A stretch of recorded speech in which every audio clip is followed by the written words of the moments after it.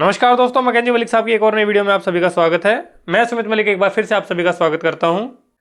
हम रिवाइज कर रहे थे गेट 2026 के लिए। आज की वीडियो में हम क्या करने वाले हैं? आज की वीडियो में हम रिवाइज करेंगे इंजीनियरिंग मैकेनिक्स गेट के पॉइंट ऑफ व्यू से। ठीक है जी। इंजीनियरिंग मैकेनिक्स की अगर बात करें तो इंजीनियरिंग मैकेनिक्स को दो पार्ट में डिवाइड कर सकते हैं। सबसे पहले हो गया ट्रसिस, जो है उसको हम अलग से करेंगे, और जो रेस्ट ऑफ द मैकेनिक्स है वो जो है हम अलग से करेंगे। ठीक है। आज की वीडियो में हम रिवाइज करेंगे ट्रसेस। ठीक है। सबसे पहले ट्रस होते क्या हैं, उसके बाद उनको कैलकुलेशन कैसे करनी है, उसमें क्या किस टाइप का क्वेश्चन आ सकता है, ये सब देख लेते हैं।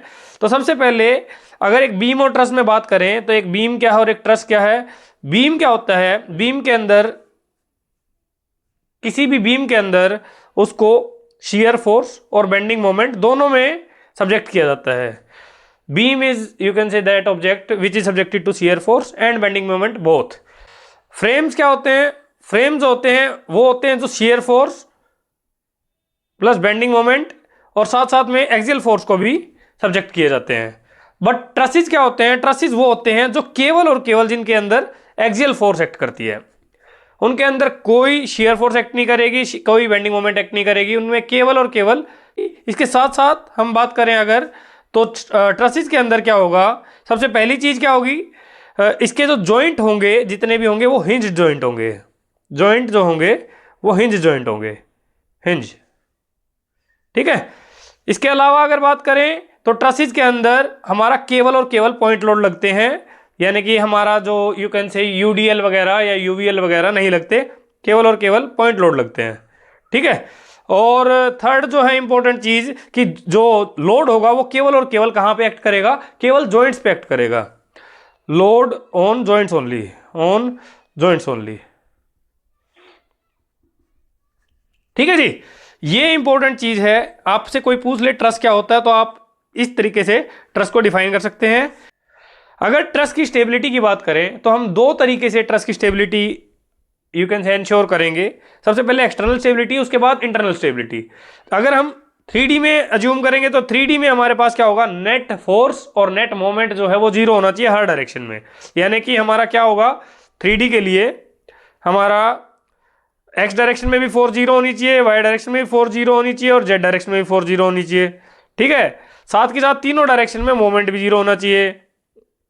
एक्स में भी नेट मोमेंट और वाई में भी नेट मोमेंट और जेड में भी नेट मोमेंट।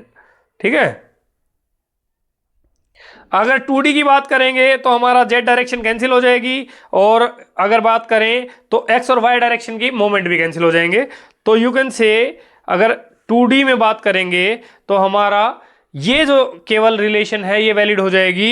एक्स डायरेक्शन में net force zero, y direction में नेट फोर्स जीरो और जेड डायरेक्शन में मोमेंट। इंटरनल स्टेबिलिटी के लिए अगर बात करें तो इंटरनल स्टेबिलिटी का सिंपल मतलब क्या है? इंटरनल स्टेबिलिटी का मतलब है कोई भी पार्ट किसी दूसरे पार्ट के रिस्पेक्ट में मूव नहीं करना चाहिए। और उसके लिए हमारी कंडीशन क्या होती है इंटरनल स्टेबिलिटी के लिए? m should be equal to 2j-3। m का मतलब है नंबर ऑफ लिंक्स या फिर you can say number of members या मेंबर्स, और J है नंबर ऑफ जॉइंट्स। ठीक है। अब बात करते हैं ट्रस में क्वेश्चन किस टाइप से बनेंगे।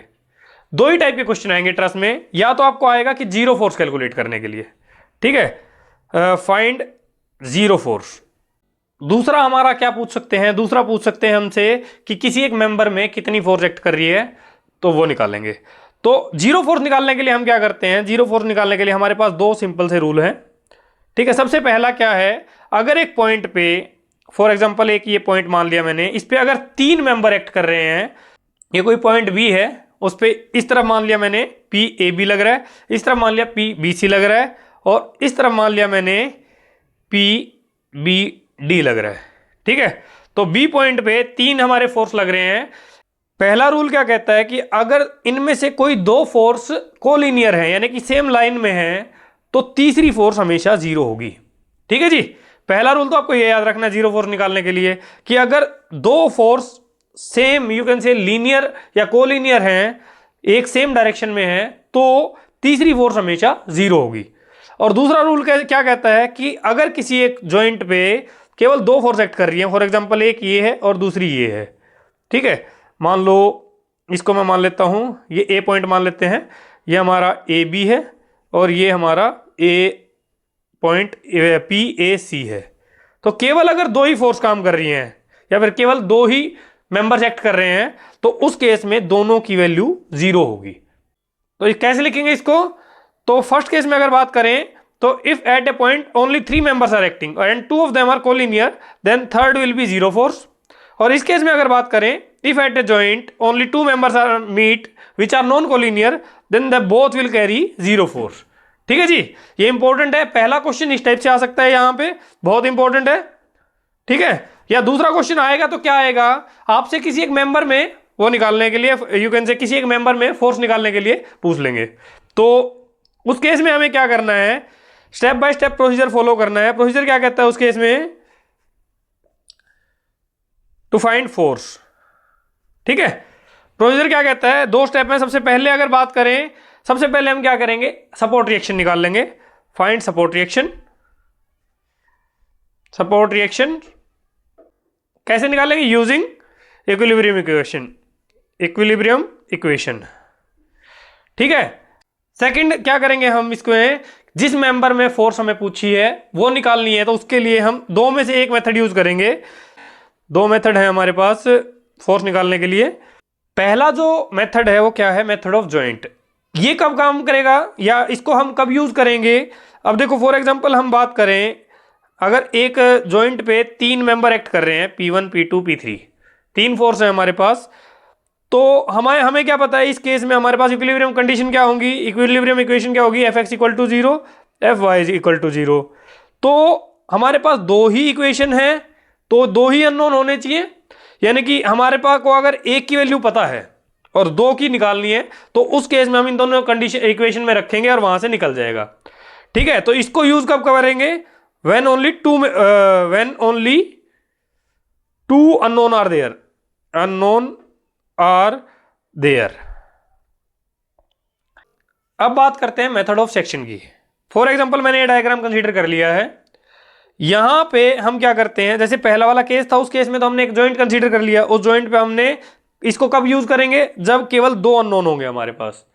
इस केस में हम इसको यूज कब करेंगे, सबसे पहले तो जब यूज करेंगे जब हमारे पास मैक्सिमम 3 अननोन हो किसी एक सेक्शन में। ठीक है, फॉर एग्जांपल हम सेक्शन भी इसी तरीके से कट करेंगे कि जहां पे हमें 3 अननोन हो।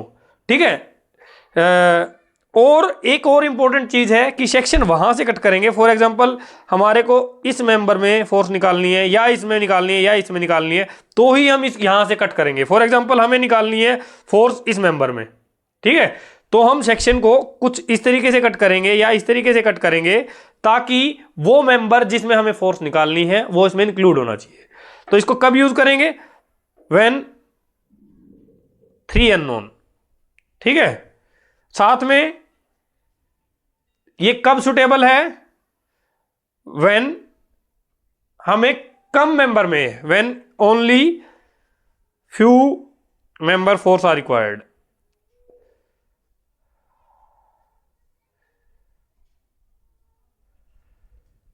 ठीक है जी, यहां पे हमारा ट्रस का चैप्टर कंप्लीट होता है और जो हमारा रेस्ट ऑफ द मैकेनिक्स है वो हम डिस्कस करेंगे नेक्स्ट वीडियो में। गेट के एग्जाम का केवल 1 वीक बचा है, तो all the best for the exam. और आई होप मेरी वीडियोस से आपको थोड़ा बहुत रिवीजन में हेल्प मिल रही होगी। तो आप लोग भी सपोर्ट कीजिए और मुझे मोटिवेट कीजिए, मैं और वीडियोस ऐसी बना सकूं। Thank you everyone.